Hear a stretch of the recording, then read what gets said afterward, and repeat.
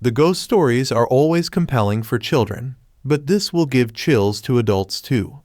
It is a very mesmerizing plot where a team of heroes saves the world from an ice age attack. Get ready for a chilling tale that'll freeze your fears and tickle your funny bone.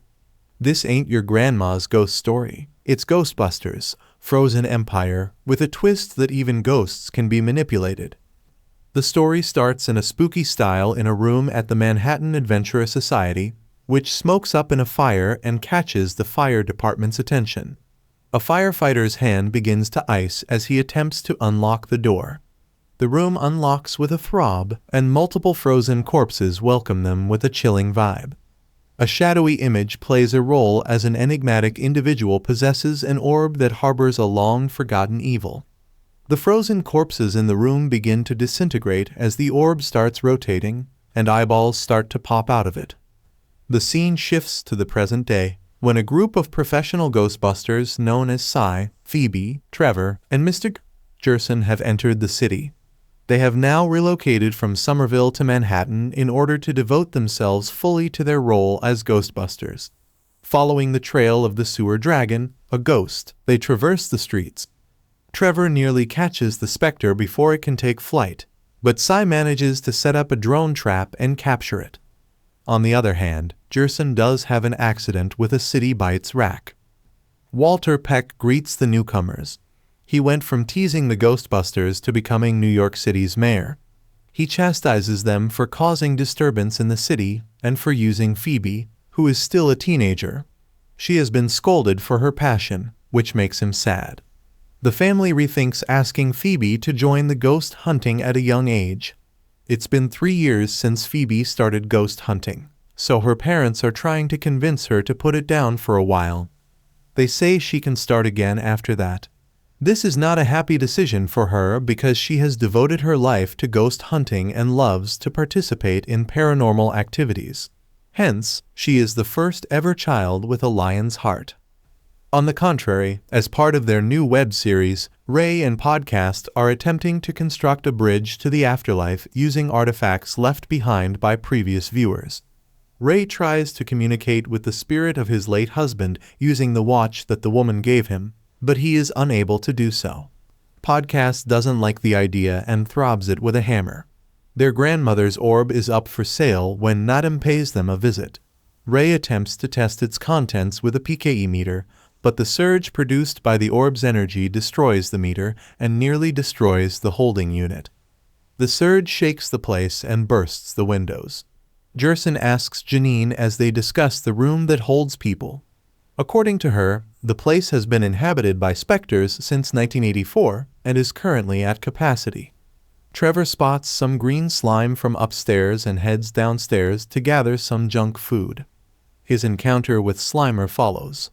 The monster flies right through Trevor, dousing him in goo before disappearing. To lessen her disappointment, Phoebe spends time with her favorite chessboard. A chess piece begins to move on its own while Phoebe plays a solitary game in the park. Melody, a ghostly girl, appears out of nowhere and explains to Phoebe that the little flames on her body are her mark of having died in a fire. Additionally, she mentions her uncertainty about whether she would have the opportunity to visit Paradise or her family before vanishing. After inspecting the containment unit at headquarters, the Ghostbusters team visits a center that does research on ghosts and is funded by Winston. They have so many cool gadgets that even James Bond is jealous of them. Lucky, who is reconciling with Trevor, is working there too. They greet Trevor with an open heart, and they both rejoin.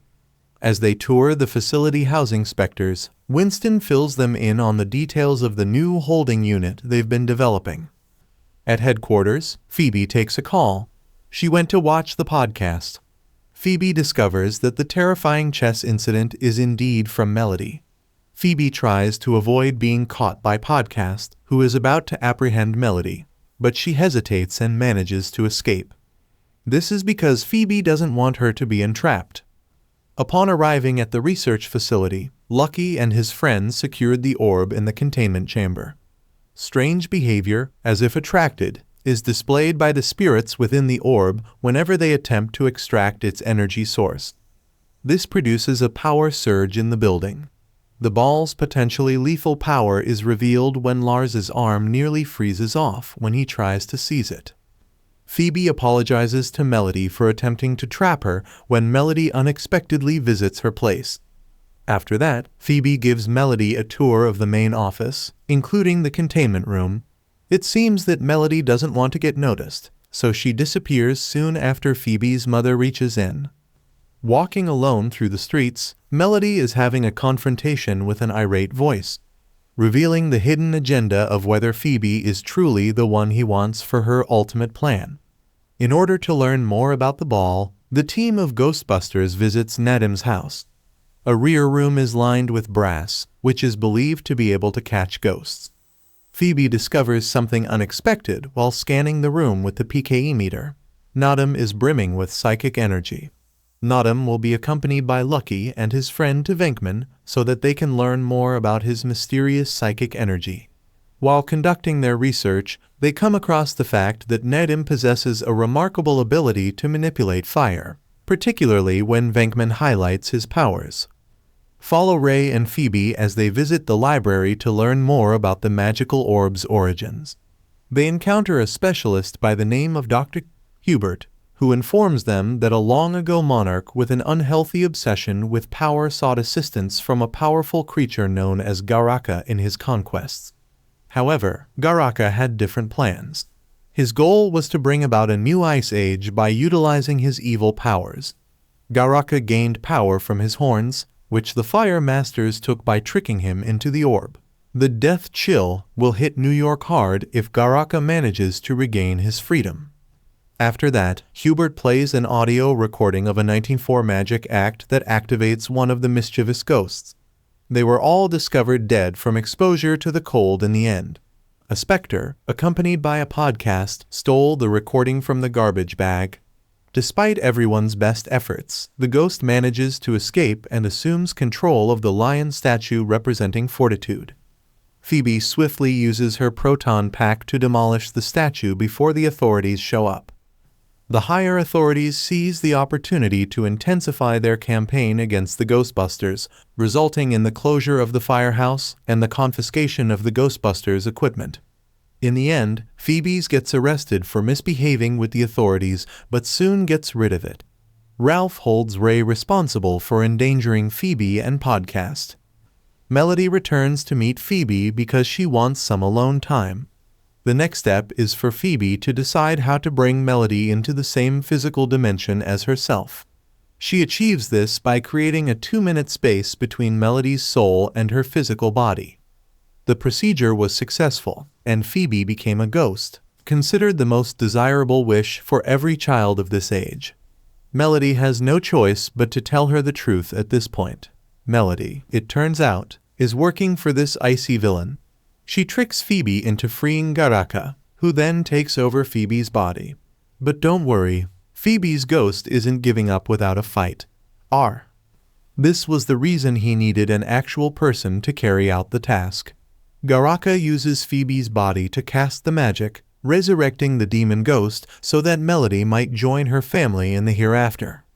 Despite everyone's best efforts, Phoebe's soul returns to her body. Garaka interrupts Lucky's proton blast attempt by breaking the stream. Ray, Winston, and Janine arrive at the spot to assist Phoebe. Everyone is aware that Garaka's death chill plot hinges on his attempts to free the other spirits. Gaka returns to Nadim's residence in a flash and regains his horn, which grants him superhuman strength. Almost immediately after that, the ground freezes solid, resulting in the formation of hundreds of deadly icicles. That is, until Nadim and Venkman show up and start fighting. The team went to the lab to get our hands on some tools. In an effort to aid him in his battle against Garaka, Ray tries to teach Nadim how to control fire. The possessor's ghost resurfaces at the same moment, attempting to wipe out the entire population with a proton pack. But thanks to his abilities, Nadim can aim and blast out the window. Slimer promptly devours the pizza that the ghost then offers him. Lucky informs Phoebe that regular proton blasts won't be effective if she wants to defeat Garaka. Phoebe decides to line her rifle with brass in order to give it more strength. Garaka arrives at the structure. Despite the Ghostbusters' best efforts, Garaka manages to capture them in an ice trap. After using lighter fluid so extensively during his training below, Nadim runs out of supplies just before he attempts to transform Garaka into a flame.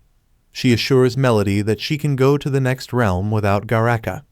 Despite Phoebe's best efforts, Garaka manages to defeat her when she approaches him with her brass-lined rifle. After that, Melody seems to get inspired by Nadim's speech and uses her spark to light a match, allowing Nadim to use his power to manipulate fire in his fight against Garaka. Garaka manages to free the Ghostbusters, but in the process, he opens the holding unit and releases every ghost the team has ever captured. However, the original Ghostbusters realize that Garaka has constructed an even larger containment unit as a result of this. But these masterminds are above all brainless ghostly bodies. Garaka is swiftly pushed down and dehorned again, becoming stuck, while the Ghostbusters unleash their proton blasts and Nadim bends fire. Together, they use their gadgets and fire powers to defeat Gaka in a way that would scare even a dragon. As the ice outside begins to melt, Melody eventually crosses over after bidding farewell to Phoebe. As a result of popular demand, all rebels take the Ghostbusters' side, and the public views them as heroes once again. Slimer and the sewer dragon immediately return to their jobs once they exit the building. Just like usual, Slimer is causing chaos, and there's a hint that more mayhem is on the way, possibly including marshmallows. While the credits are rolling, the official Stay Puft Company's truck is stolen by small Stay Puft Marshmallow Men. Just as the story comes to a close, this throws everything into disarray. Click the share button to spread the thrill, give this night-tingling tale a thumbs up, and tell us what you liked best in the comments. For more wild adventures, make sure to hit this subscribe button.